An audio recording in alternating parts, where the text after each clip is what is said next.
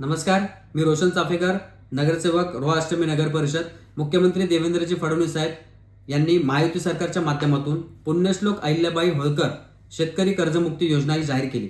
या योजनेच्या माध्यमातून रायगड जिल्ह्यामध्ये 12,000 पेक्षा जास्त शेतकरी हे लाभार्थी आहेत.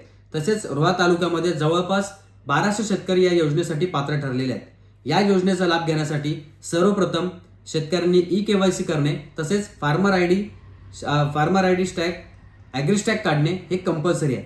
आणि हे काढण्यासाठी तुम्ही रोहा शहरामधील रायकर पार्क येथील आमच्या सुहास अपार्टमेंट गाळा नंबर 5 येथे कार्यालयास भेट देऊ शकता. त्यानंतर तुम्ही कर्जमुक्तीसाठी पात्र ठरता.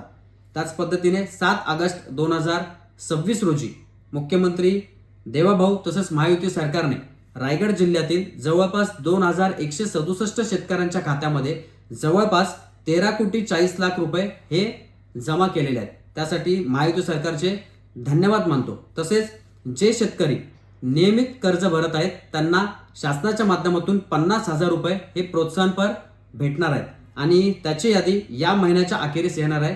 मी सर्व शेतकऱ्यांना विनंती करतो की या योजनेचा लाभ घ्यावा. धन्यवाद.